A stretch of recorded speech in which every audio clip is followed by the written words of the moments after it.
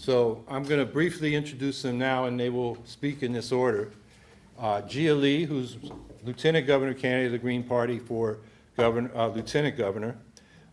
She is active in the movement of rank-and-file educators. She was their candidate for UFT president, got 20% of the vote a couple years ago. She's got a child in the public schools. She teaches in the public schools. I don't know how she finds time to do it all, but she does a good job at all of it. And next to her is Lois Weiner, who is a professor at the City College in New Jersey? New Jersey City College? New Jersey City University. City University. All the colleges want to be called universities. I should have known. And she teaches in a program on public education and teacher unionism, or she runs that program. And Brian Jones was my Lieutenant Governor running mate in 2014. Also a school teacher, also in the Moore Caucus, a man of many talents. He's a narrator. You've probably heard him narrate stuff. If nothing else, our campaign ad, from last time. And the reason I'm so grateful both these people have stepped up to run for Lieutenant Governor, because in New York State, we've had terrible education policies from Governor Cuomo and from both parties. And I'm going to say a few words about that at the end, but they're going to give their presentations first. So, Jia, take it away. Like Howie said, I'm a New York City public school teacher. I'm a special education teacher, 17 years, chapter leader of my school for about 11. I've learned a lot about not just, ed policy, but also the role of my union in education policy. And so this is why I got so involved in my union, and also a big organizer of resistance to the high-stakes standardized testing, debacle. So not only am I an organizer of opt-out, I was also a conscientious objector. As a 4th and 5th grade special education teacher, I've refused to administer the state tests as a conscientious objector, and have been since, I think, 2013. So yeah, a lot of my own union told me don't do it, you could lose your job. So why not? Nothing. Supportive administration. So what I want to start with is, okay, how did we get here? A little bit of context. If you look at funding for public education as a nation, New York State looks like we do fairly well, right? We're above the average. However, if you take a closer look, you'll find extreme inequity in the funding formulas. And if you're an educator, you're a public school parent, or you're a community member who actually cares about this, you know that there's a huge inequity, and it's on purpose. And a lot of it is driven by corporate interests, right? And especially right here in Manhattan with Wall Street, hedge funds. The campaign, actually the Fiscal Policy Institute issued a report in 2016 that actually they issued their report and found that New York State leads the nation in income inequality. And 1% earns 45 times more than the bottom 99%, right? 2 counties in New York State are at an extreme high. That kind of brings our average up as a state, and that's New York City and Westchester. So in New York City, the top 1% earns 116 times more than the bottom 99%, which is absolutely ridiculous. Because all the while that is happening, we have this rhetoric that New York City public school teachers and New York City public schools, and I can say the same for the way that public schools in the state have been kind of portrayed as failing students, right, in poverty-stricken areas. However, there is great inequity being pushed by the top 1%. And so with that, I want to be really specific about some of the policies that brought me to activism, because I was a teacher who just wanted to teach. I just wanted to do my job, work with kids. That was my dream since I was a kid. I used to play school. Did anybody do that? Right? Like you put your stuffed animals out. I took my baby brother. I made him a student. He didn't listen. There were consequences, whatever. I role played with my kid. That's not how I actually teach, though. But I found myself at a direct contradiction from what I was being told top down about how I taught, what I taught, right, and how I relate to my students and my colleagues. It was very much competitively driven, right? Race to the top, compete for the best spots in the middle schools and the high schools, right? Preschool, even. I went through that whole process, and I know people in the room have gone through that. My son is a 9th grader, and the whole high school process I felt like was ridiculous, way more ridiculous than even when I was applying for colleges, right? So it was really eye-opening to me, and I had to do some investigating. I was really, really lucky to find a group of other educators and parents who cared and wanted to find out more as well. And so I don't know if anybody's heard about the Campaign for Fiscal Equity. Yes. So, yeah, over 10 years ago, the Supreme Court ruled that New York State must pay the New York Public Schools because it was a matter of equity to the tune, I think at the time it was like $2.4 billion, but they haven't paid. And Cuomo sit very pretty on the money, not very motivated. There's absolutely no board, there's no anyone holding our state government accountable to withdrawing or actually giving out the funds. It's up to $4.3 billion to this date. And New York City Public Schools are owed $2.4 billion. There is a calculator tool where I can look up my schools, my child's school, my school, any of the schools that our kids attend to see exactly how much. It's an approximate. The high school that my son attends is almost owed like $1 million. My own school that I teach at is owed around $700,000. And I'll tell you what, yesterday, I was running back and forth between the Green Party fundraiser last night, the panel here that I ran to last night. In between all of this, I was fundraising at my son's spring performances, right? I'm on the PTA. Fundraising, we were told $15,000 budget cut. Why are we getting a cut when the state owes us money?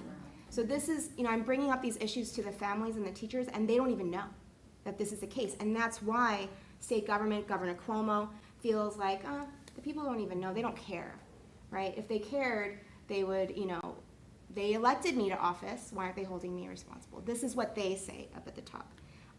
If you elect us, your job is not done. You have to hold us accountable, that's what they say, but we know that groups like Student First, Families for Excellent Schools, even though they've pretty much gone down under, have contributed some of the highest amounts that any campaign funding entity could possibly give, right, a nominee, candidate for elected position to Governor Cuomo and to other Democrats and those posing as Democrats, members of the IDC. Republicans as well. Flanagan, who is our Republican education chair, has taken tons of money from Wall Street hedge funds, Success Academy, Families for Excellent Schools, Students First, and so he doesn't feel at all obligated to listen to the needs and the cries, the actual cries. There have been people who've gone up and actually cried to keep their school open.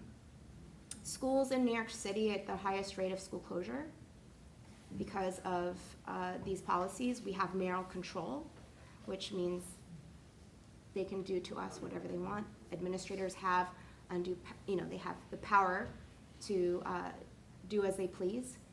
We have a funding formula called the Fair Student Funding Formula in New York City, which means that before we used to get separate funding for staffing because we have a contract.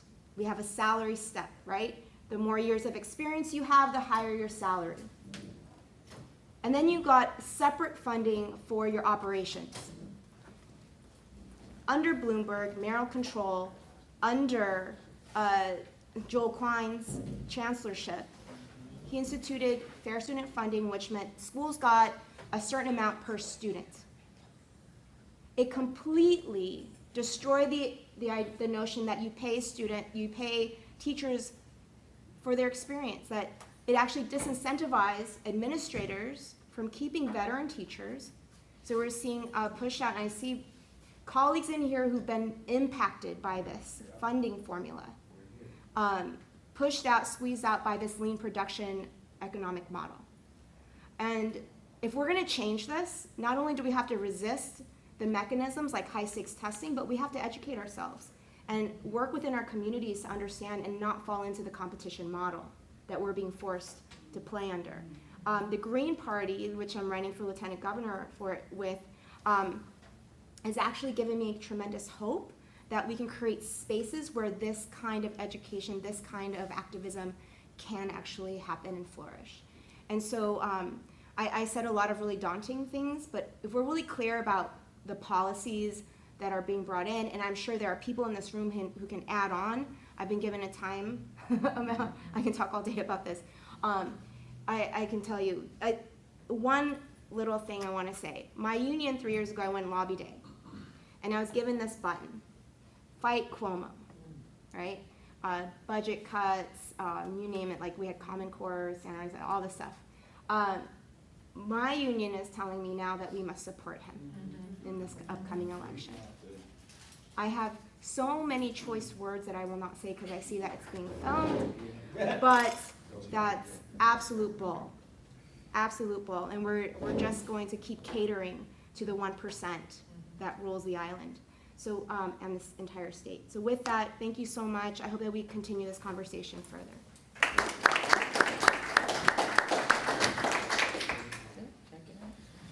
So, my name is Lois Weiner. I was a career teacher for 15 years. Then I became a professor of education, a teacher educator, a researcher on urban education. And during that time, I've always been a teacher union activist. And I've also done a lot of research on teacher unionism. So I wear two hats in urban education and teacher unionism, and as an activist and also as a professor. And a few people in the room have already heard this corny joke, but I have so much to say about teacher unions and the way they have to change and the reason we need a new political alternative that I felt like I could write a book, so I did. And so here it is, and it's at the Haymarket table. You can get it, it's very cheap, and a quick read. So first thing I want to do is I want to thank Jia and Howie for running, and I want to give Howie my check for his campaign.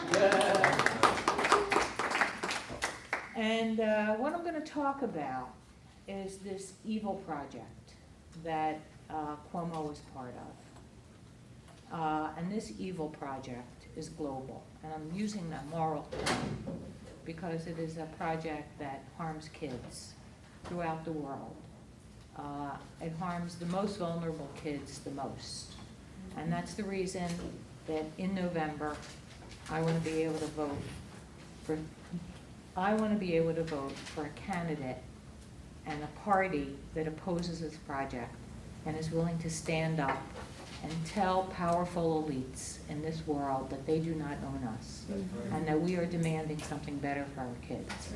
And that is the reason that I am going to vote Green and that I have given my money to the Green Party. And I want to encourage other people who care about public education and kids to do the same. Me too. So what is this project? What is this project? And I'm just going to, people sometimes say, well, somebody has once said that I was a conspiracy theorist. And of course, the thing about this is that conspiracies are secret. And this is not secret. You just have to go to the right places to read about it. And one of those places is the World Bank or the financial documents from Merrill Lynch that have been issued since the 1990s about what their plan is. And their plan is to destroy teachers' unions. Their plan is to marketize public education. And you say, well, what's the connection between Andrew Cuomo? I'm just going to tell you one connection. Andrew Cuomo appointed to the Board of Regents Merrill Tisch. Merrill Tisch is on the board of a project that is bringing iPads and videotapes of Sesame Street to kids in the third world to substitute for in-person early childhood education. That's the project. Sesame Street, has been corporatized. You know that. It's now for profit. And so this is the project, to use public money and to give kids in Africa and Asia iPads, preschoolers, iPads, instead of their having early childhood education. The Silicon Valley will not even permit they send their kids to Montessori schools where they're not allowed to have screens, right? But it's okay for kids in Asia and Africa to have an iPad with a videotape of Sesame Street instead of contact with the teacher. And they do this in groups of 60 or 70 or 80 or 120. Bianca Tanis, an elementary school, preschool teacher in New York State, has done research about this that I hope will be published in not too long. So where did this come from? Where did this project come from? Well, it came from a bipartisan project. Both the Democrats and the Republicans have been supporting this for over 20 years, right? And I just want to point out that this is not just Hillary Clinton, but Bill Clinton as well, and that de Blasio was the campaign chair for Hillary Clinton in New York. And Cynthia Nixon got her start with Bill de Blasio, and I will never forget that. I will never forget that. And that before anybody should think about supporting Cynthia Nixon, they should demand a repudiation of Bill de Blasio's being campaign manager for somebody who endorsed this program of marketization of the schools, of privatization, and of standardized testing. And that's what the project is. Let's be clear about what this global project is. What this global project is all about is, and it's absolutely clear, it's to deprofessionalize teaching, to create a workforce of minimally trained people who will teach to tests. The tests will be used to gauge student achievement and to hire and fire teachers. That's what the project is, right? And they're going to do this in a marketized system where private schools are the same as public schools, and they get vouchers, and they get, and they're run privately, they're for profit. And that's been the bipartisan project for 20 years. And it's really essential that people who care for kids stand up and say, that's not quality education. And what the wealthiest give their kids, we want for our kids as well. So let's talk about what the wealthiest give their kids. What the wealthiest give their kids are small class sizes. What the wealthiest give their kids are good school buildings. What the wealthiest give their kids are teachers who are well prepared and well supported. What the wealthiest give their kids is the cutting edge technology, right? And what the wealthiest give their kids is parent access to what goes on in the school, so that parents have a voice in the education that their kids receive. Now, one thing I want to say about the green program, I'm going to just lay out here a concern that I have about the green program. I want the green program for education to be more race sensitive. It's not enough to say we want quality schools for all kids. We are not going to get equality of outcomes unless we have a difference in the resources that we put in, right?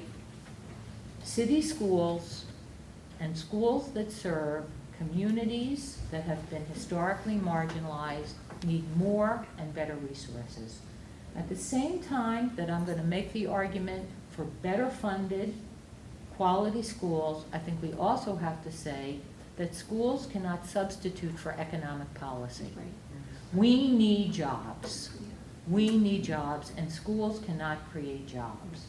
And one of the most devastating aspects of the neoliberal propaganda in the last 20 years has been this line, and that was articulated by Arne Duncan in the Obama administration, that schools are the one true path out of poverty. And that's not true. That's not true. We can do better. We can do better if we have better funded schools and qualified teachers, and we support them, and small class sizes. We can do better. But by ourselves, we cannot end poverty. For that, we have to have jobs, and we have to have economic justice. That's right. And it's very important that we make that clear. And I'm going to say now that it's it's a disgrace that the New York State United Teachers is supporting Cuomo.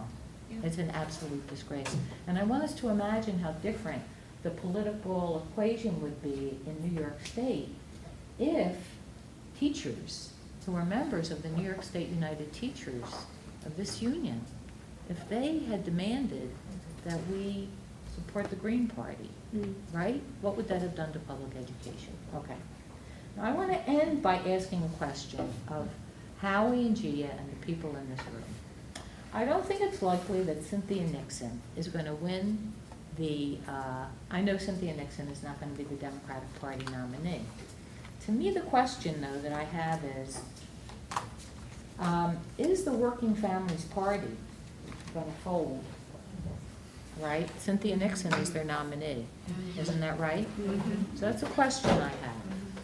Is the Working Families Party going to fold? Is Cynthia Nixon going to fold?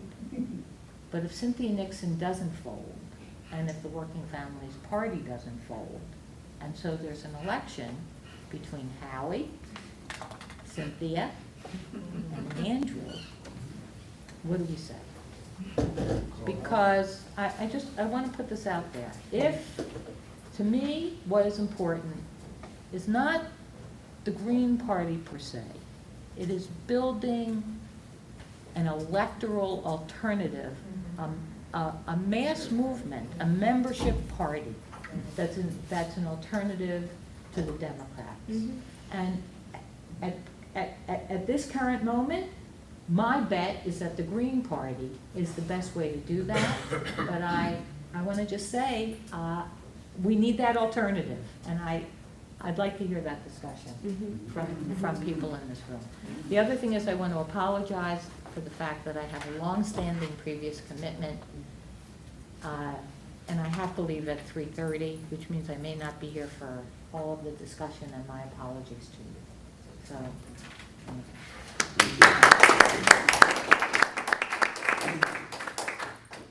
thank you, everyone, for being here. My name is Brian Jones. I was a New York City public school teacher for 9 years. I'm now a public school parent. I also of a second grader, or almost a third grader.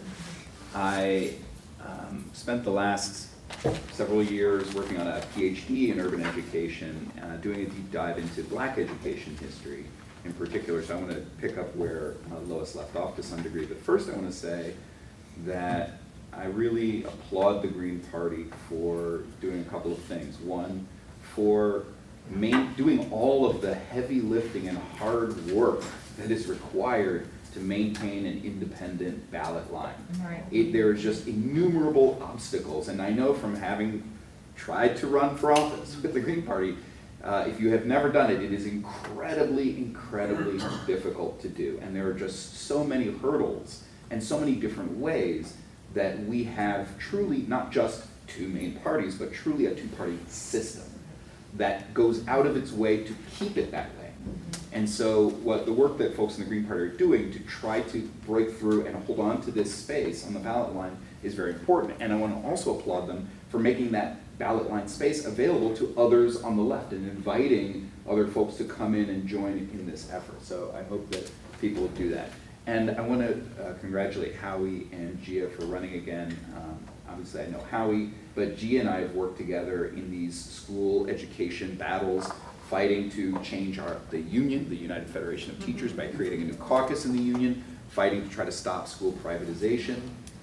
And I want to say something about that fight that I've come through. I'm very excited to support this campaign and to support my good friend and comrade Jia, which is, despite the orange monster in the White House and his bizarre lackeys whom he's assigned to destroy various government agencies, including the woman he put in charge of public education.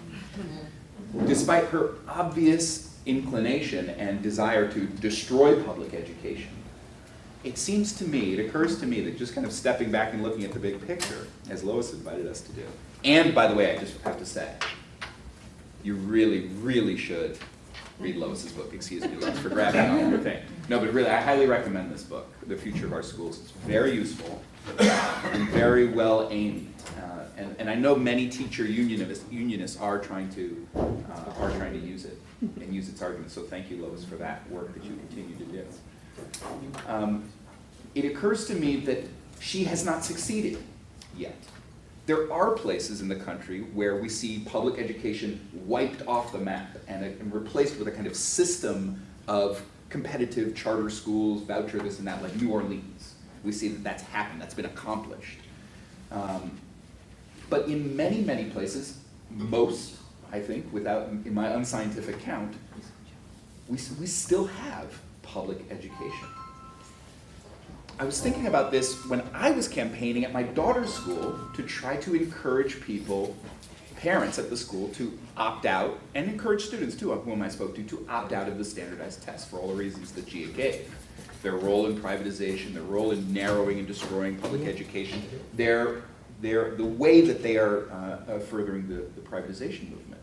And the main obstacle I ran up to as a parent talking to other parents was the sheer terror and fear that parents feel about whether or not, this is elementary school, about whether or not their kids will be able to advance in the system.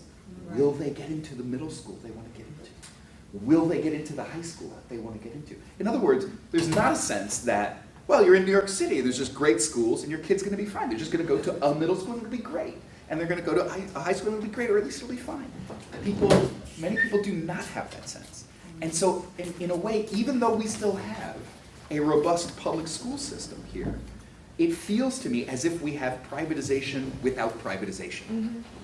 That is, they have introduced so much competition into the public system that it undermines the universalist aspirations that we're all fighting for, the sense of community, the sense that these are our kids, the sense that we can all band together and speak as one against bad things that are happening to the kids, because people keep coming back to, yeah, well, I hear what you're saying, but what about my kid? And so that is a huge problem that I think we're up against in this movement. I agree that this is just I'm speaking a very hyper-local, just New York City, and it's part of what's happening in New York State, and it's part of what's happening in the world. As Lois said, it's a global movement. I guess when I think about what is the hope, that's when I go back to Black history. Because it's not just about schooling, it's also about learning. And those are not the same thing. Schooling is a very limited thing. Learning is open-ended and unlimited. And when I think about what do they want, what do the elites want for us, it's exactly as Lois said. I think they want to ration the resources. They want to contain and narrow down the learning. They want to make sure that we have lots of schooling, but that with very little learning, that's a part of it. In this country, ever since they kidnapped people from Africa and brought them here in chains to do all the work, Black people have connected in our minds learning with liberation and fought for education. You think about all the kind of key moments of Black history, many are connected to or moving through school as an institution. I was just reading recently about the Black Power, Black Panther movement. You can't look at an organization or a group of people, any aspect of it, they all begin in schools, one way or another, even community colleges where people meet, come together. So the resources of public education are not just about individual achievement and opportunity. Of course, that's at stake. But it's also the last democratic collective space where we can think about things and think about them together. I don't think that, I'm worried about, another reason to be connected to the Green Party is, frankly, I'm worried about the planet. I'm worried about the future. I'm not convinced that Pearson knows the answers. And that therefore, all my daughter has to do is figure out how to answer it the way Pearson wants them to. Like the problems that we have to solve, Pearson doesn't know. So there has to be something that we're fighting for here that's not just achievement at school and just getting through, although that is important and that's part of it. It's about fighting for genuine learning, space and time to think, to dream, to critique, to figure it out. Because if we don't, I'm not convinced that we will be here much longer. one last point I want to make about what's new in this fight nowadays, and that is that we're kind of post-civil rights movement. And even Starbucks has figured out that you have to be at least formally anti-racist. You know, that has to be your stance.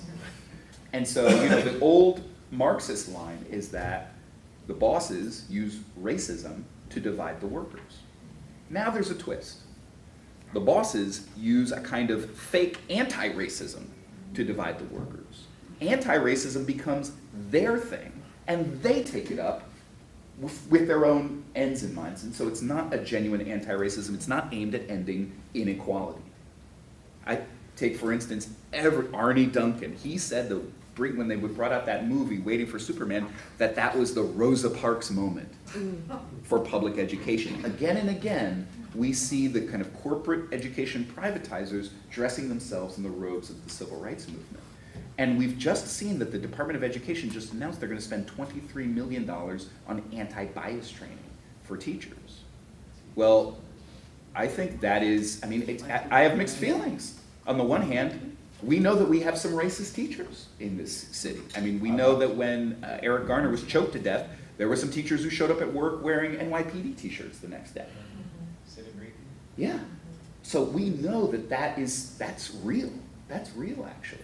But will this anti-bias training, will it be aimed at the deep and pervasive inequalities in the system of public education in the city? Will it put all of the fire and all of the onus on the employees, or will it also be aimed at the employers for their role in setting up one of the most, actually what the ACLU said is the most segregated school system in the country, not Mississippi or Alabama. So what about their bias?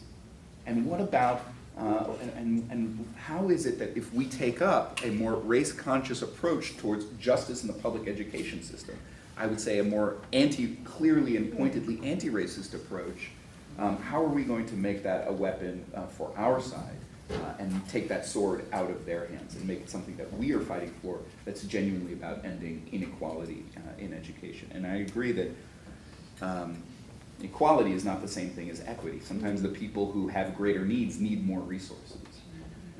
So often that is the case. And in fact, in the United States, we've enshrined the opposite. We have enshrined again and again in a series of Supreme Court decisions, we have enshrined the right of parents to hoard education as a resource. And we do something, I think, that's probably unique in the world, which is we will put people in jail for trying to steal education. That is, trying to cross district lines and use the wrong address to and enroll your kid in a school to try to get them a better shot, and we will put you in jail behind that.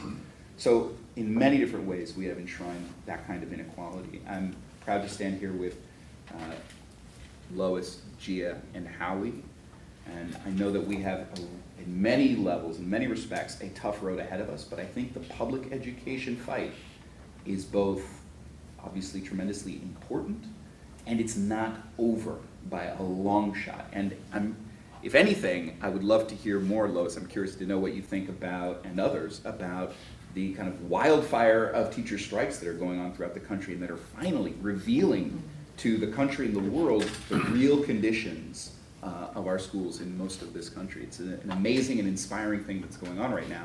And hopefully we'll come to a place like New York State. We need it badly to turn the tables on these folks and begin to take some of the power back. Thank you.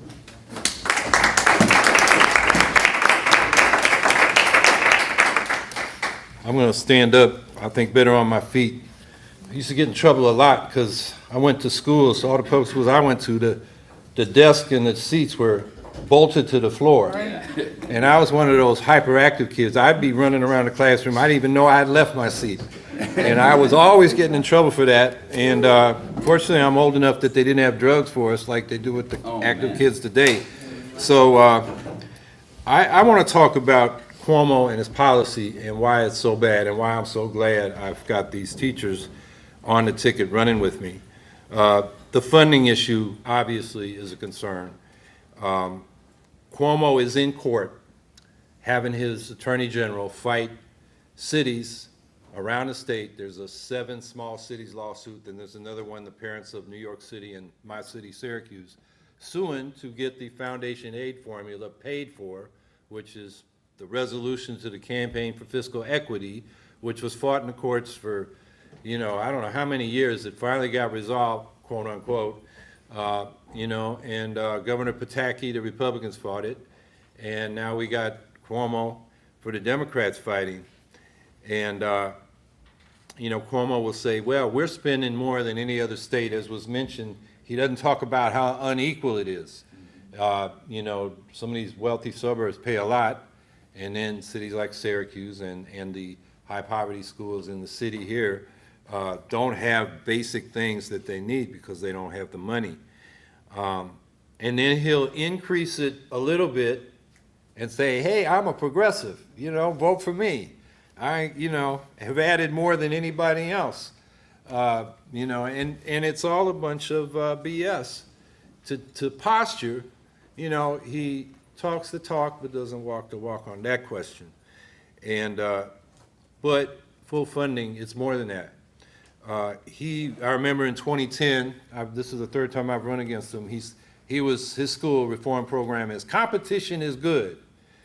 Now, Brian had a good point. The rich folks, the wealthy folks are hoarding learning, and these new school district lines, not so much in the city here, but upstate, they are like the new Jim Crow lines. The school, and it's not just black-white. We got a town up in Onondaga County, Pompey, and the northern two districts, the houses are $150,000. It's where the business class and the professors that are higher paid and whatnot live, the doctors. And then you go south of that, and you're in another school district. And the disparity in testing and the disparity in the amount of money there is for the schools is as clear as it is between the city itself, which is mostly minority, and very adjacent districts, which rank nationally among the top 10 in disparity across district lines. Like you think of Detroit and Grosse Pointe. Well, we got Syracuse and Janesville, DeWitt, and West Hill right next. You can throw a stone from one of those poor schools to one of the wealthy schools. And, the people in those suburban districts are very consciously hoarding the learning and their resources. So Cuomo doesn't talk about that. And so competition is good, and so he very much pushed this testing, and I call it the test, punish, privatize, and segregate agenda. The testing is used. We know that the high poverty schools are going to score low on the tests. Then they're defined as failing. The formula is the bottom 5% are failing, and therefore we got to hand them over to charters. And in my city, half the schools are in the pipeline to be privatized. And that'll, of course, if it happens, devastate the public school budget, which is already very stressed, because half the money for those students is going over to mainly what we got are these Gulen charters, which is the Turkish Islamic group, which, after they get their second round of approval, after the initial approval, they fire the good teachers and hire these Turkish people who then tithe to the movement. This has been documented by the Albany Times Union, and do all the contracting with their own people. But I don't want to pick on them because all the charters do that. They make lots of nonprofit profits because the charters are nominally nonprofit, but then they contract out the management, the building supplies, the books, the building maintenance, and that's why. And then, they do a lot of real estate deals too.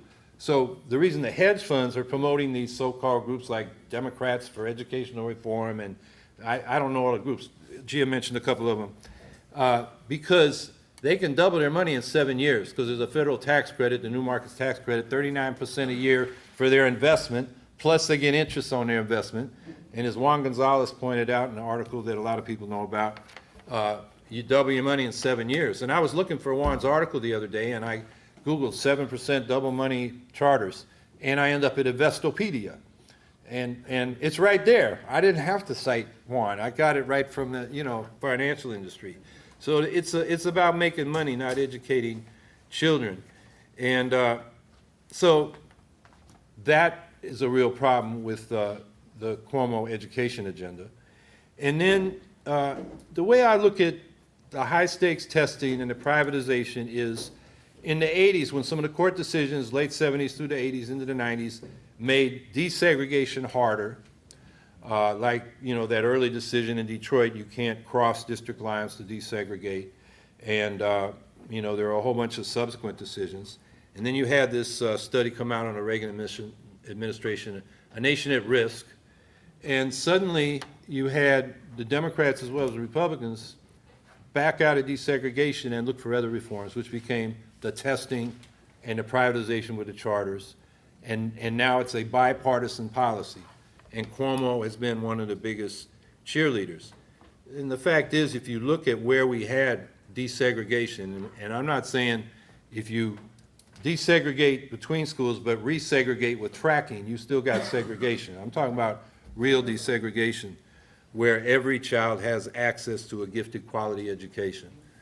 And I would say vocational education too. I went to a vocational high school, but there's a little college prep, you know, and I took those courses too. And I got into Ivy League school, not because I was that smart. I had an athletic, you know, scholarship kind of thing helping me. But when I got to, you know, Dartmouth, I could do the work. I had a catch up in English. They had a, but that's what they do. You know, the Ivy League, if you weren't qualified, but they wanted you for other reasons, they catch you up. The best English classes, I learned how to write and read. I learned what the parts of speech were at an Ivy League school. Wow. And all the kids I was going to school with, well, not all of them, but the ones that weren't in that class with me, you know, they got that stuff in elementary school.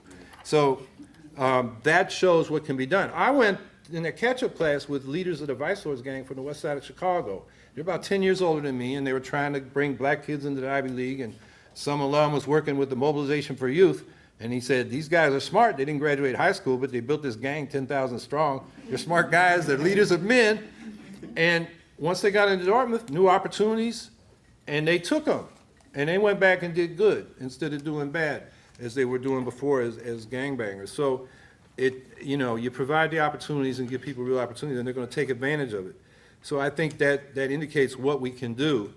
And so as far as desegregation, Jia and I are talking about the controlled choice model, where you give, within public schools, parents can, you know, rank their choices, and you combine that with mixing people up by income background and ethnicity to the extent you can and the courts will permit.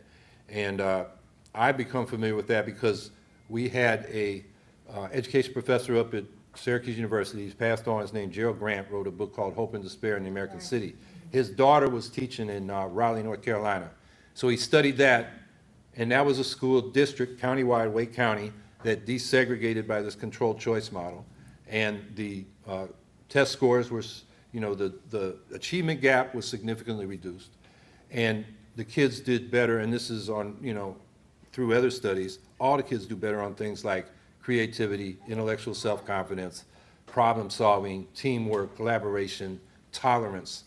And those are as important as, you know, the things that the standardized test scores cover. And he compared that to Syracuse, which is segregated. And, you know, the achievement gap has widened as we become more segregated. And New York City is the most segregated school district by race as well as, I mean, by class as well as race in the country. But Syracuse is the most segregated of cities between 100,000 and 1 million metro areas. And Rochester, Buffalo, Utica, all the, you know, we got a real problem throughout New York State. So we got to counter, and you know, Cuomo hasn't dealt with that. And I just want to mention, we got an attorney general candidate who fought this in Yonkers. If you ever saw the film Show Me a Hero, the miniseries on HBO about the desegregation fight in Yonkers, he's the lawyer that is depicted in that film. He's done anti-police brutality, a lot of civil rights legislation. He's got a record that I'd put up against Preet Bharara, Zephyr Teachout, and Tish James. Stack what they've done and the cases he's done, and you haven't heard of him. So that's a whole nother problem about the media.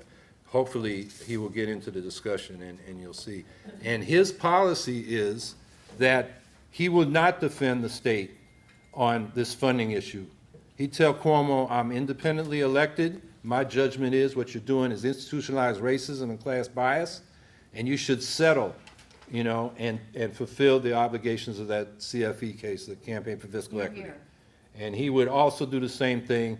I mean, one of his big cases was bias in the civil service, promotions for blacks and Latinos with the tests and other practices. He won them a class of litigants, blacks and Latinos. He won a $300 million settlement from the state. His policy is if the state's practicing discrimination He's gonna tell them to correct their act, not defend them. And so he'll make a great candidate, and I think help us with these things. So let's remember when Cuomo ran in 2010, he was famously quoted or infamously quoted that private unions are good, like the Teamsters Union, and they endorsed them, and public unions are bad because they're parasites on the public treasury. And he particularly went after the teachers' unions. And so it's really kind of sad to see the NYSUT lining up. That Fight Cuomo button, UFT, That was from a few years ago. yeah, I mean, we should wear that in televised debates. And I think, you know, within the teachers movement, I think there are a bunch of teachers in here.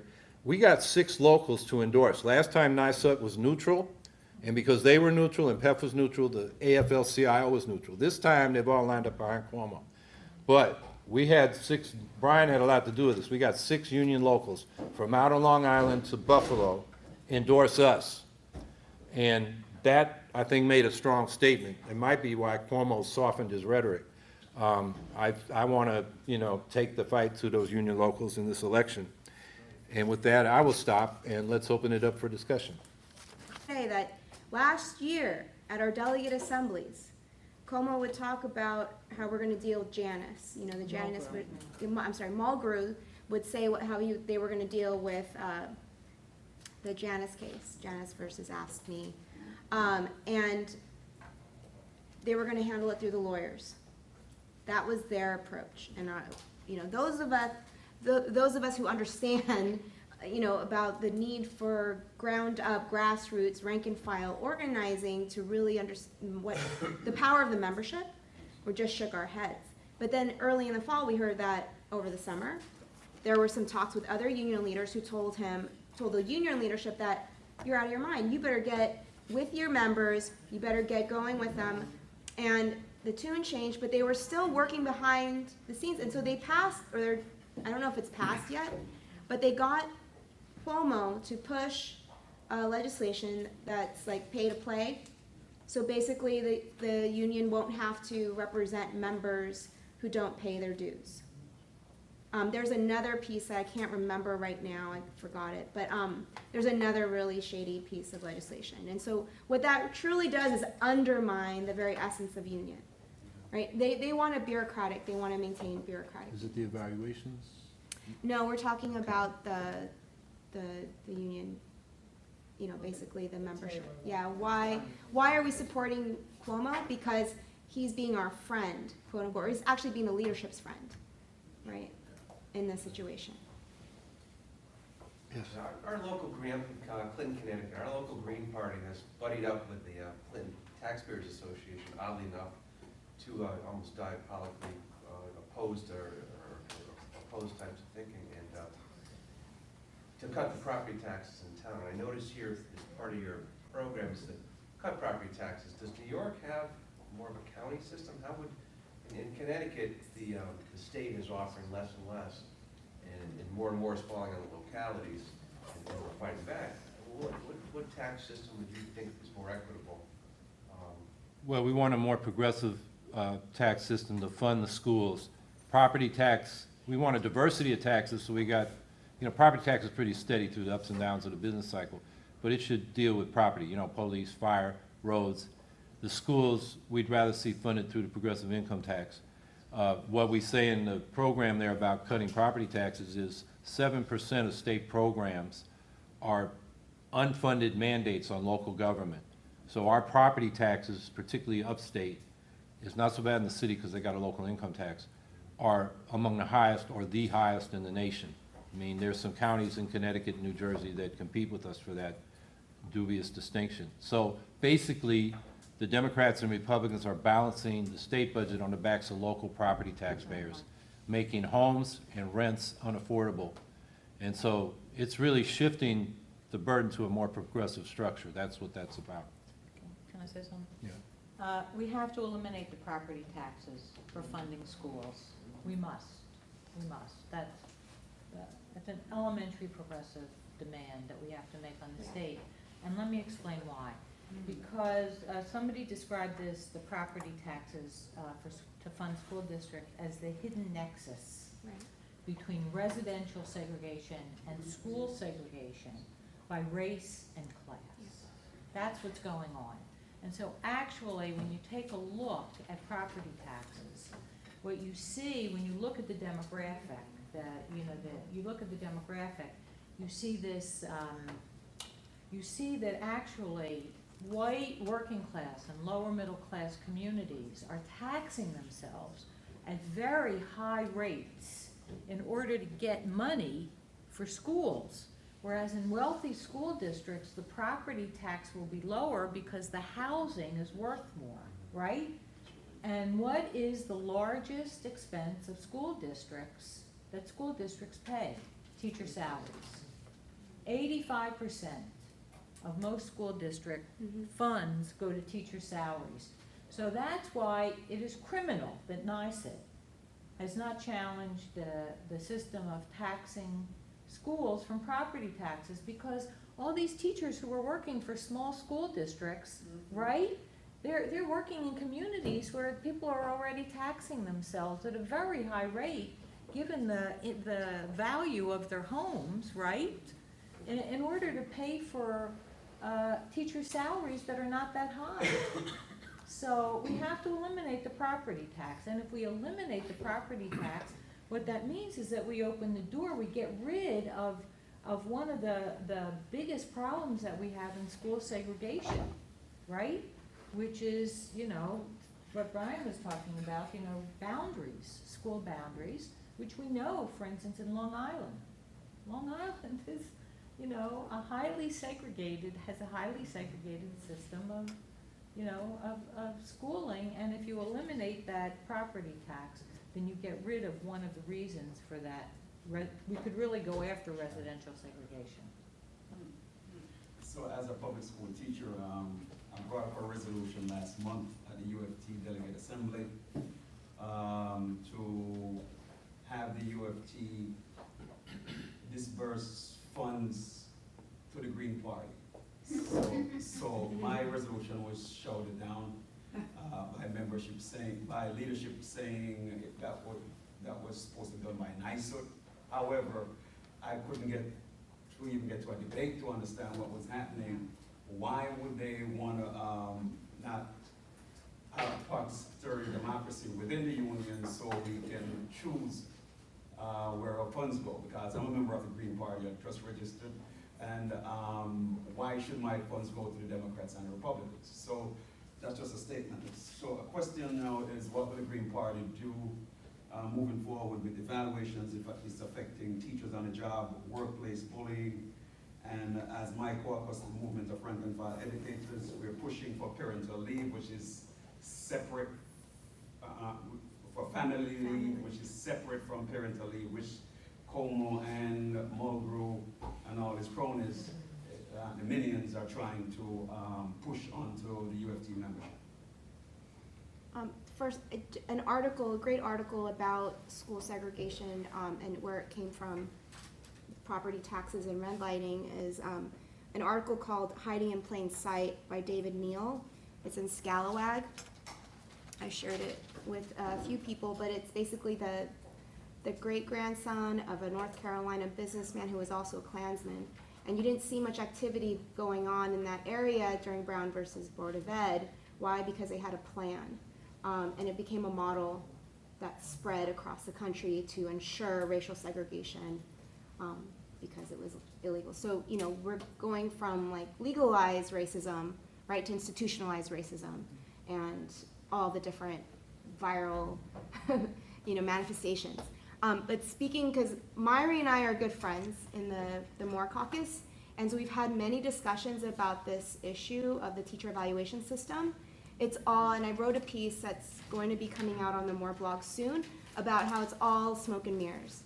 This whole rhetoric around needing to hold teachers responsible and accountable for the inequities that we barely have any control over, right?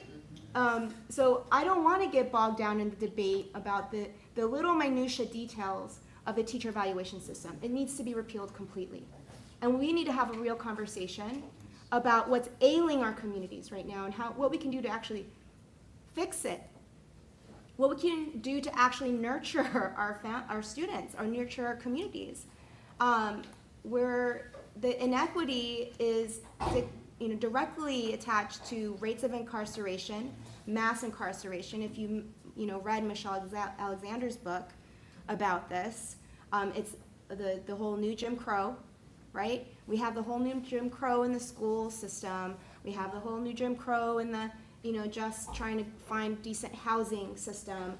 The layers upon layers of it, just walking down the street, minding your own business, waiting for a friend at Starbucks. Like, this is the many layers of it. So I don't want to get bogged down in the details of a policy that's completely about smoke and mirrors, and that's, what it is.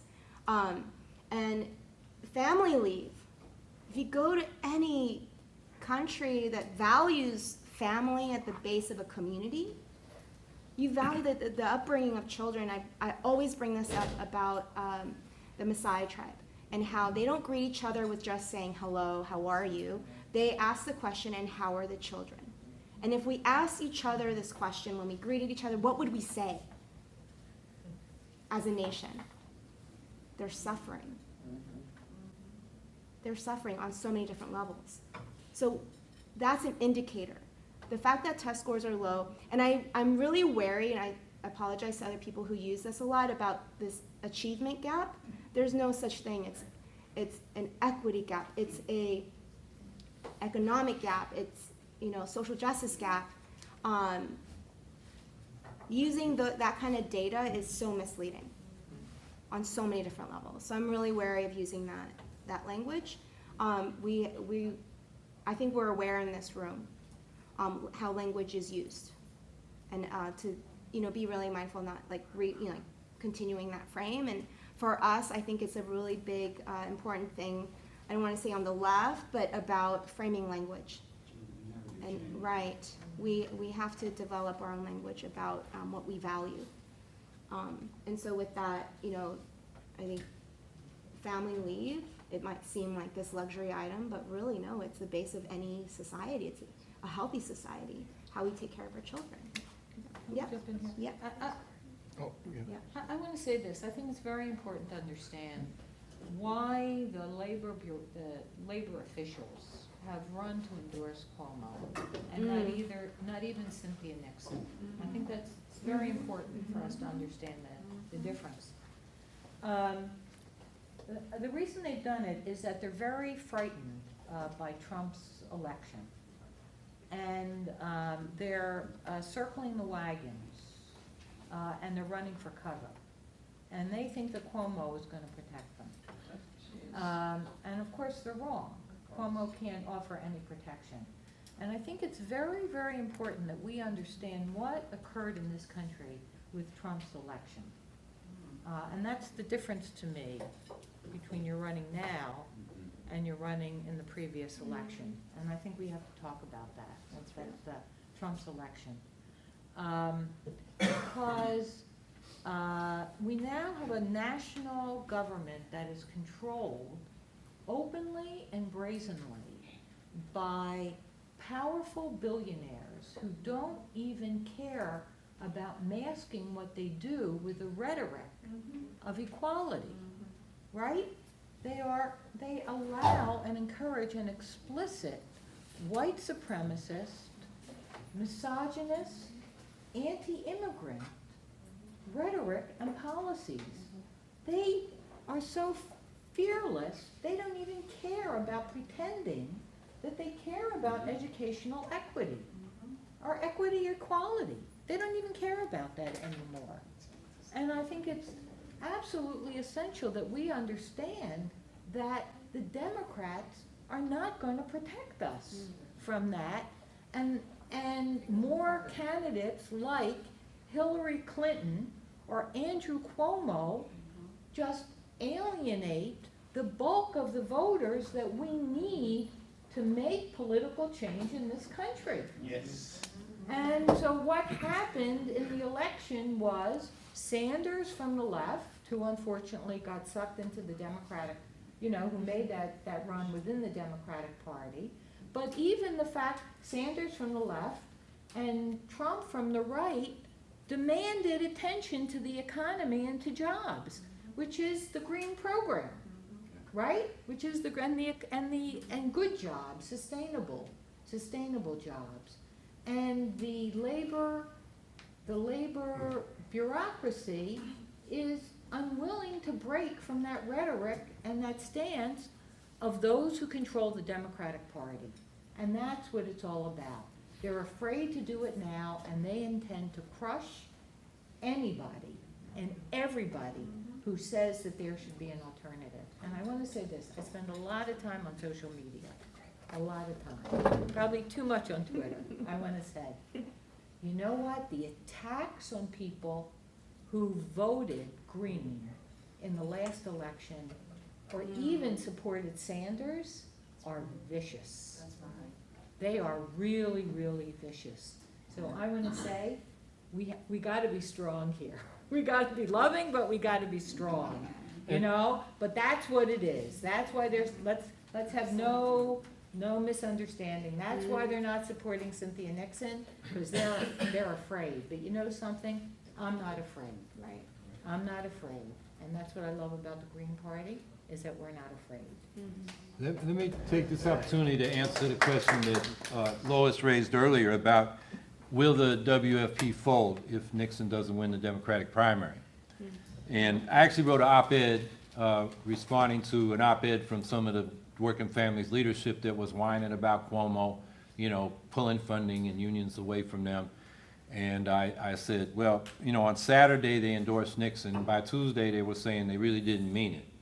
Because they were saying if she loses the primary, we're not going to be the spoiler, we're never the spoiler. And so I said, I'm glad I gave you my check. poor working families party people. Last time they endorsed Cuomo and he double-crossed him. He broke all his promises the very next day. And this time they didn't endorse him and he's twisting their arms. But that's who they're playing with. And I think if Nixon loses, they got a double move where they move the assembly person to a judgeship, and then Nixon goes for the assembly seat, and then the seat opens up and they put Cuomo in there, if he'll take it. They might get stuck with Nixon, and then the question is the Working Families Party really about independent politics? Right. If they are, we should be talking. But I've made inquiries to them, they're not. Their whole game is being a faction of the Democratic Party. Okay. And I think one question that needs to be asked of Cynthia Nixon, and it was when she first announced. She said, I voted for Cuomo in 2010, I'm so disappointed. So the reporter said, well, who did you vote for in 2014? Me or Cuomo or nobody. And she ducked it and moved on. Reporters need to come back to that. I'd be interested to know who did she vote for in 2016, being a de Blasio Clinton type background. Was it Sanders or Clinton in the presidential primary? Progressives ought to know before they go to the polls. And then the last thing I want to say is we have to understand that after the election, the Trumpites and the Cuomoites and the Clintonites and even the WFPs in that coalition, they get together and do business. You maybe saw the column by Ken Lovett about how many big funders of Cuomo are big funders of Trump. Scaramucci, the Mooch, remember him briefly? Yeah, he was the leader of Republicans for Cuomo in 2010. Carl Icahn, a bunch of real estate guys that back Cuomo, back Trump. That's the world he comes from. Same money. And then I want to give you one example of a top Democrat who got exposed because he's the guy that bribed Joe Percoco to get that competitive power ventures plant going forward. His name's Peter Galbraith Kelly Jr. And I'm going to tell you about his daddy too, Senior. Junior is the national treasurer of the Democratic Party. He's also the treasurer of the Democratic branch of the National Endowment for Democracy, which meddles in other countries' elections with State Department and probably CIA involvement. And he's in the same lobbying and PR firm as Charlie Black. Charlie Black goes back, cut his teeth on Jesse Helms' first election campaign in '72, big fixer for the Republican Party. And in the 80s was in the same public relations firm with Peter Galbraith Kelly Sr., who was the chairman or the treasurer of the Democratic National Committee at that time in the same firm doing public relations and lobbying with Paul Manafort, Roger Stone, Lee Atwater, and Kelly was the Democrat. And their clients were Mobutu and Marcos and Jesse Helms, representing dictators, dirty corporations, and dirty politicians. That is the power structure of the Democratic Party. So we have a two-party system of corporate rule. And the Democrats give you a progressive face, so you vote for them, but when it comes time to making policy and doing the real decisions, it's, you know, pretty much business as usual, except when we get a reform here and there. So I think as we have this discussion with our progressive friends who think the Democrats, even the progressive ones, are doing much for us, we need to keep those kind of facts in mind. Right. I don't think it's that it doesn't matter, or that's maybe the wrong way to frame it.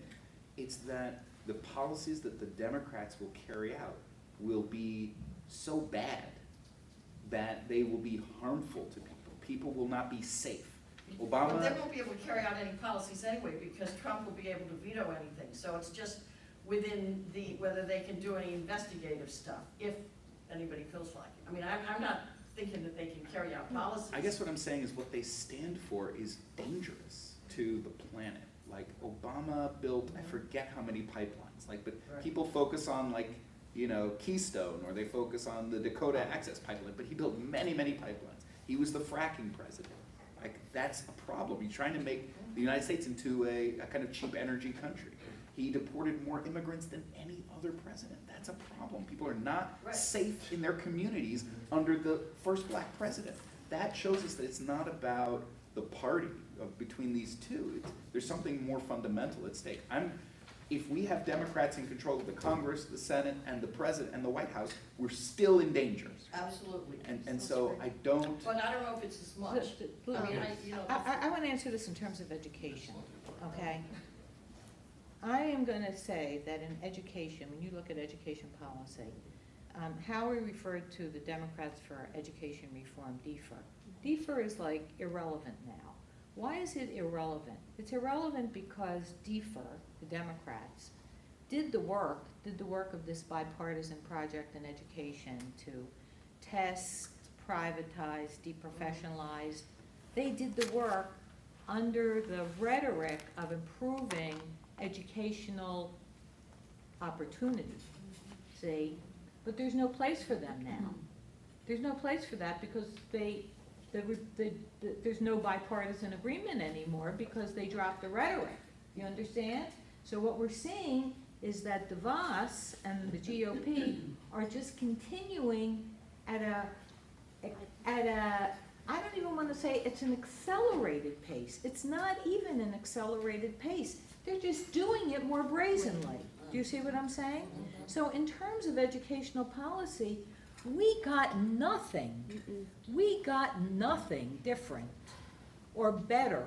I mean, so little that it didn't make a difference under Obama than DeVos has been able to get. In fact, what has happened, because they are more brazen and they don't use this rhetoric anymore, people are woke about what the project is.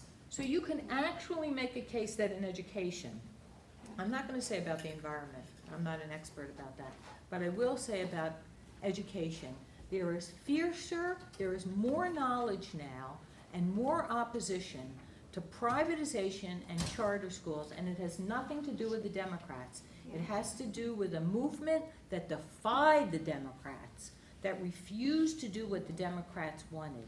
So in terms of education in this state, I am not at all worried about a Republican victory, because we have a governor who countenances Democrats who remain in the party, who pretend to be Democrats, but who are voting with the Republicans. So that's what I'm going to say. I'm not afraid of a Republican governor. I'm absolutely not afraid of it, because it will free us in a certain respect to fight on education. That's what I want to say. Can I just say something before because in 2009, at the Democratic National Convention, Bill Gates was our keynote speaker. And Bill Gates said, I quote, "We will unleash powerful market forces in the service of teaching and learning when we connect the new state the new standard, to this accountability system. And he was talking about advances and profits in ed tech programs. He talked about software advances. He was like, oh my gosh, we're gonna just unleash and people are gonna make so much money. And all of the Democrats sitting in the room applauded him. They stood up and they gave him, at the, I testified before the US Help Senate Committee a few years ago, right? All the Democrats, I knew who their Teach for America interns were and how they were being advised about teaching and accountability and testing. Elizabeth Warren was one of the biggest disappointments to me, even though I already knew going in. She was like, how else are we gonna be able to know if a school and a teacher are doing their job if we don't have these tests? How possibly could we know? This was her question to me. And so, you know, like, that's the Democratic Party. Like, they're equally as bad in terms, they just see for profit. Let me just add briefly. You know, it's like a choice between Bill Gates and Betsy DeVos, you know, and she's worse. So you're not going to get much difference. In my congressional race, there's no green. I'll vote for the Democrat. But the one thing I'll say is when the Democrats are in power, then people look to the Greens. When the Republicans are in power, a lot of people vote defensively for the Democrats. So, I hope the Democrats take back Congress, and then we'll watch, you know. If crimes are brought forward, are they going to impeach, or are they going to, like, say, well, let's keep the fool in there so we can run against them, which was what they were hoping for last time. So they may snatch, what's the phrase, snatch defeat from the jaws of victory. Yeah, that's what they may end up doing. But, so there is a difference, but it's not a difference, it's not the kind of difference we need. So what I was addressing first of all, I want to say that I have an article coming out in New Politics in the summer 2018 issue. It'll be out soon on the teacher walkouts. And where I draw on all this stuff about Trump and its meaning and the difference now for education. But, there's this long debate in the left in education about whether schooling fundamentally reproduces inequality, right? And there's a lot of evidence that it does, right? It does. It reproduces inequality. You put working class students in, you get working class jobs out, right? But what we're seeing now is profound structural employment created by the transformation of work globally, with workers in every country competing with one another in this downward spiral for fewer and fewer good jobs. And so there has to be a rationalization, an explanation for massive structural unemployment. That's what we're facing, massive structural unemployment. These unemployment figures do not count people who have stopped looking for work. They don't count people who are working 3 jobs to support themselves, right? So we have a fundamental problem in capitalism, right? Okay. So the question is, what's the role of schools in all this, right? And my point is that the Democrats have been saying, and the Republicans have saying, that, well, our answer to this is education. Education is the one true path out of poverty. It's not. It's not. It's not. Schools cannot do anything about structural unemployment. What they can do is to help individuals compete for the remaining good jobs. But as Brian pointed out, that's toxic. That shouldn't be the purpose of education, to compete for the remaining good jobs. But on the other hand, if you're trapped in poverty, you want an opportunity to have a crack at those good jobs, right? Isn't that right? So at the same time, we have to defend the right of people to have an education that gives them a crack at those good jobs.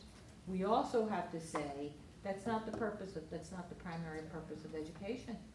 The primary purpose of education is to produce human beings who are productive citizens, who are well-rounded productive citizens. But we live in an economy that uses education as a vehicle for social mobility. So how are we going to deal with that contradiction until we get rid of capitalism?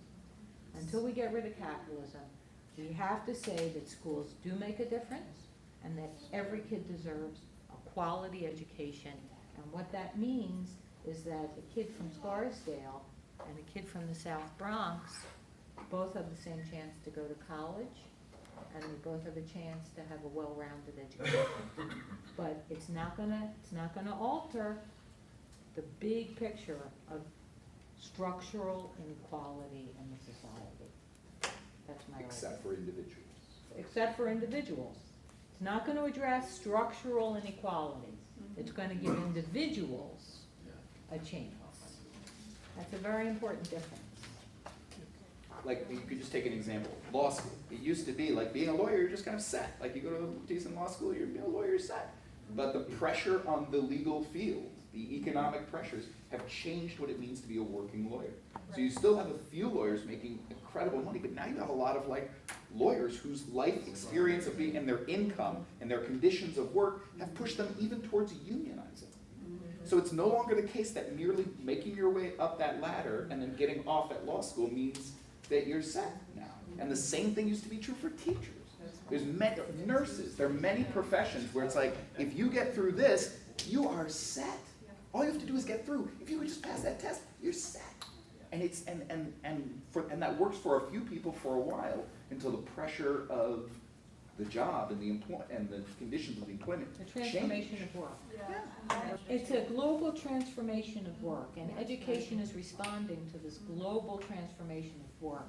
But we have to distinguish between a global transformation of work, right, and the way that that's altered labor markets, and therefore what's happening in education as a whole system, and your experience. See, both things are true simultaneously. And it seems contradictory, and that's one reason that so many people they fell for this idea that Arne Duncan pushed, and the bipartisan consensus that education was the one true path out of poverty. That's why it's seductive, because for individuals, it can be. But think of all the kids that you went to school with in those crappy in your crappy schools who didn't get into the high school that you went to, right? What happened to them? That's the point. What happened to them? And that's the story of schools in this country. Yeah. That's the truth. That's the story of schools, that most of them aren't like you. Most of them are in service jobs. I would love to respond. We're about 20 steps behind this neoliberal agenda. I am part of a group, have been part of this group across the country that has been doing research into this. So I read off and on The Economist.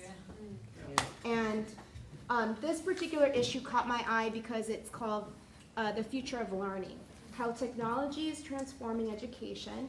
And then you have a picture here of two children sitting under a tree with headphones in front of a pad.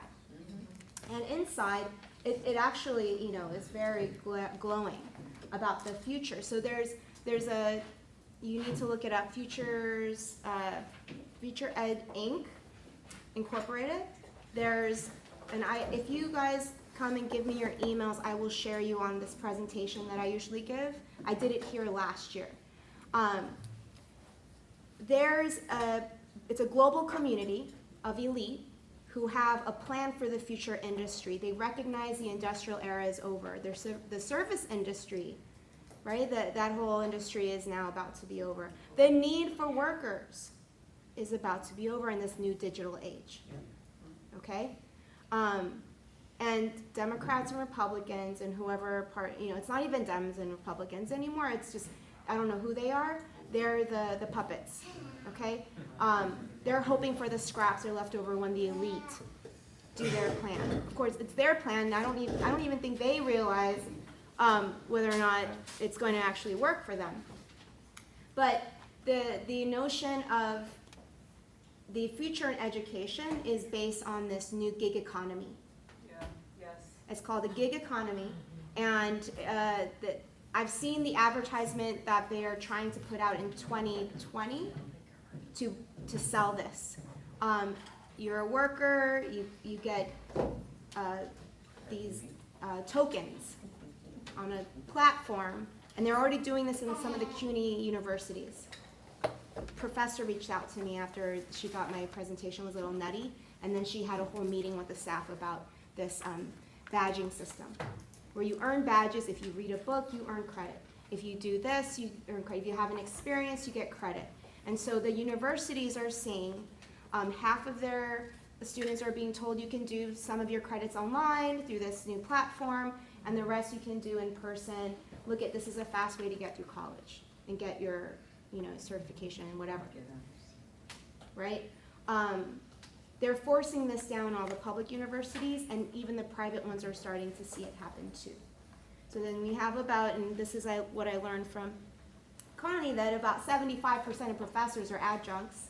And as we know, I have friends who actually live in their cars, adjuncting, literally living in their cars, because they can't afford a place to live, and they have to go to this university to teach 2 classes, and then go over here, and I see a lot of heads nodding because they understand this. We're facing a gig economy world that we had no part of having a say in. Like, do we want to be part of a gig economy? No. We want to be part of creating stable communities, but this is what's being forced on us. So we have to be, number one, aware of what their plan is, because there's tons of money behind it. In the presentation, I show a short video from the World Economic Forum showcasing that education was the feature of robotics. AI, artificial intelligence, is the fastest growing industry in education. It's going from a $1.4 billion industry to something 21.4 by 2021. That's the projection. And so who wants in on this?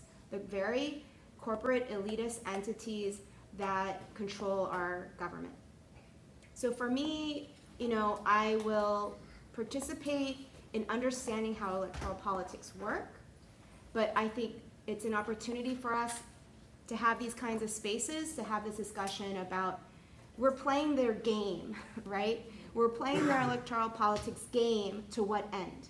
We need to be aware of what we're playing into, the new age industry of gig economy, and the idea that they have for our educational system is that they have this diagram, and the students in the center, and there's all these different services outside of it, like the library, the museum. So if you notice, a lot of the public libraries that were once underfunded are getting a ton of funding, but not for books, to get wiring, high tech, high speed internet.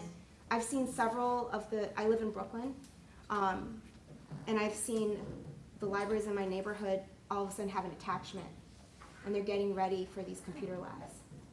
Because, this is part of de Blasio, he's in on it. Cuomo, every single Democrat who's been elected to office has, I can guarantee you, money been put in their election campaign to ensure that they vote a certain way in education. The Greens are the only party I've seen no attachment to that kind of funding. So you think we should have fewer It's not about the libraries, it's who's controlling it, what are they for, because the brick and mortar schools are obsolete in their new vision, their new plan. That's why they're attacking teachers, that's why they're attacking our unions, because we're soon to be obsolete. They don't need us, they can put kids in front of computers. It's very blatant, they're not hiding it anymore. This is the future of learning. This is their idea of learning. Yeah, I want to say the green program, to answer that, is that there are certain economic human rights that should be guaranteed by public provision or guaranteed. And one of them is education. The CUNY system was tuition-free from 1848 till 1876. We're much richer now. 1976, thank you. And the banks, wouldn't roll over the credit for New York City, enforced austerity. And so in that same period, Dennis Kucinich refused to privatize the municipal power utility in Cleveland. And they said, they called him the boy mayor. So they said, boy, you're not going to be mayor anymore, and you're not going to get your credit rolled over. We're going into bankruptcy. And the city went into bankruptcy court, and Kucinich went into the wilderness for 20 years until they found out that he'd saved the city hundreds of millions of dollars in utility fees, because they weren't able to privatize it because you got in that high inflation period, it couldn't be financed, and then, they saved, the bad economy saved the privatization. And then it turned out, Dennis had saved them a lot of money. So when we talk about the Green New Deal, we're saying everybody ought to have the right to a job or income, affordable housing, healthcare, mobility, that means mass transit, and education.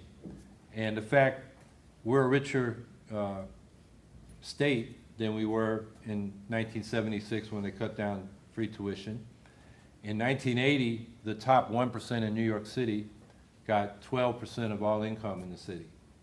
By 2014, they got 39% of all income. That's more than tripled. And their taxes have been cut. So they can afford to be taxed a little bit to make sure that everybody has that economic security. And that means two things. One is the gig economy. We can, we aren't forced into it. And secondly, when you go to school, it's not about getting a credential for a job, it's about getting an education that liberates you as a citizen so you can look out after your own interests and understand what's going on around you and what's happening to you. I also think it's about, right, structure. How is our structure working for us? The current system, like how are decisions made? Who has input, who has say? How are decisions made? We don't have democracy in our country. We have, I think people know, like Harvard said it, we have an oligarchy. So it's really important, we don't just talk about replacing leadership, we talk about how we change how things are done.